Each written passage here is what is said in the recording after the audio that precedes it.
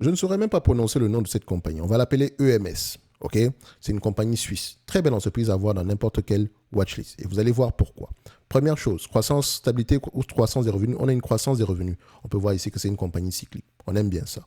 Donc, questionner la taille du marché, etc., les drivers de la croissance ici et questionner également nos différents marchés finaux, les gros clients. Regardez également s'il y a des procès en cours. Bref, vous connaissez la chanson dans le secteur de la chimie.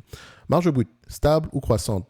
On a des marges brutes, je dirais, sur les 10 dernières années, c'est plutôt stable. D'accord, on va le dire comme ça. Ensuite, on va regarder ici les marges EBITDA. On voit ici que les marges EBITDA sont plutôt en croissance. Et on aime ça. Sur les 10 dernières années, c'est à peu près 29%. Actuellement, c'est 26% par avoir une pression en date d'aujourd'hui. Mais par rapport à la marge brute, c'est une chanson. La conclusion est différente. Net income, free cash flow, est-ce que les deux parlent le même langage? Je compare les deux ici, je les mets sur le même graphique. C'est une entreprise qui a tendance à avoir... Les net income sont légèrement plus élevés, mais ça peut être dû aussi au BFR, d'accord? Faites attention, ou bien une dépense en capital de croissance. Mais net income doit au moins, free cash flow doit au moins être égal à net income. OK? Donc, on continue. J'aime bien ce que je vois ici. Donc, marge nette, sur les 10 dernières années, vous voyez, premièrement, 17,67%. Sur les 10 dernières années, c'est 22,22%. 22,20%. Sur les 5 dernières années, c'est 23,65%.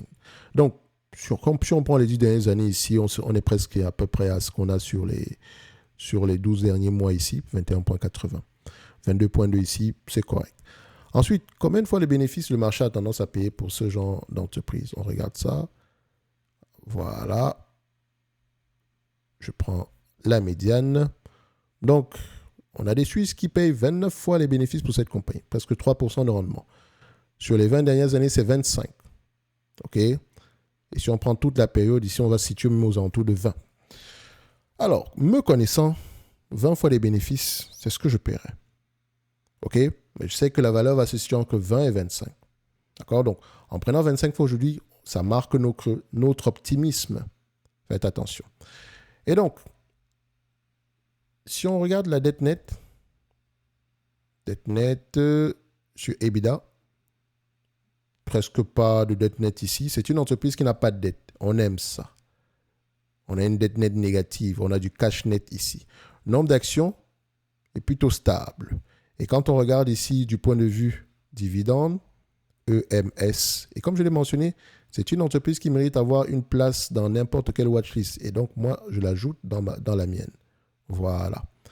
Donc, si on revient ici, vous constatez que l'entreprise, en termes de dividendes distribués en date d'aujourd'hui, un rendement de 2,55%, avec un payout ratio ici. Je n'aime pas le payout ratio, je préfère ici par rapport au free cash flow. Donc, voilà. C'est par rapport à un payout ratio équivalent au free cash flow ici de 4,21,6%, ce qui est déjà assez élevé. Alors, pourquoi est-ce que cette compagnie peut se permettre de payer autant? Tout simplement parce qu'elle n'a pas de dette. Elle paye à peu près un dividende. Je ne dirais pas que ce dividende, il est stable. Peut-être qu'il peut avoir parfois un dividende spécial ici. Il faut encore aller vérifier parce que entre ce qu'on a versé en 2022 est moins élevé que ce qu'on va verser en 2024. Donc peut-être ici, il verse à peu près un 80% de ce qu'il gagne, dépendamment des années. Mais on peut voir ici que le dividende, il est plutôt croissant dans le temps. Et c'est une entreprise qui a une politique de rétribution de dividendes ici assez agressive. Et donc, ça peut se comprendre ici par rapport à son activité. Donc, elle considère qu'elle n'a pas, elle considère ici que elle n'est pas capable d'allouer cet argent, donc le free cash flow ici, dans des unités ici de production à rendement élevé. Et donc, elle préfère ici redistribuer la totalité du capital aux actionnaires. C'est une stratégie de, comme je l'ai tantôt mentionné, c'est questionnable, mais ils peuvent le faire, ils ont les moyens de le faire. Mais maintenant, moi, ce qui va m'intéresser, c'est dans ce secteur d'activité, il n'y a pas mieux à faire avec cet argent-là. Je vais vérifier, bien sûr, parce que là, c'est ce que l'entreprise me dit. Mais moi, je dois aller vérifier toujours. Et une fois que je me ferai mon avis dessus, je pourrais me dire, OK, là, je comprends. D'accord? Donc, le dividende en question, il est safe. Est-ce qu'il y a de grandes chances qu'il continue à croître? Je dirais...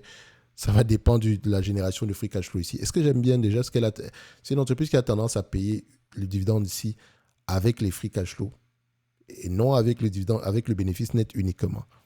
D'accord? Enfin, Excusez-moi. Ce que je veux dire, je reformule. Elle ne va pas au-delà des free cash flow qu'elle génère. Donc, très rarement, elle a payé à crédit.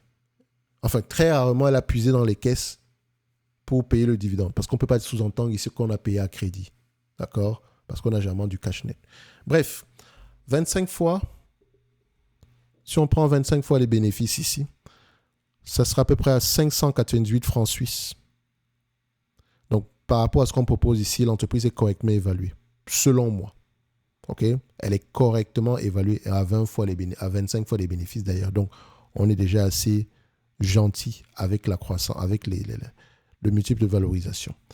Donc, EMS, très belle entreprise. Au prix actuel, pas très intéressant pour nous, mais on va questionner quand même la croissance pour ceux qui vont s'intéresser à la compagnie. Actuellement, le rendement à 2,55, il est stable. Est-ce qu'il y a de grandes chances qu'il continue à croître? Ça va dépendre ici de la croissance du business, la croissance de l'entreprise dans le temps, la croissance des bénéfices. OK? Donc, EMS, watchlist à un prix de 598 $. Watchlist que vous pouvez retrouver ici dans le service Top Premium. Si vous avez des questions, vous pouvez réserver un appel et pendant que vous y êtes, n'oubliez pas de vous abonner à la Top Newsletter. Et nous, on se donne rendez-vous sur les prochaines vidéos. C'est une excellente entreprise.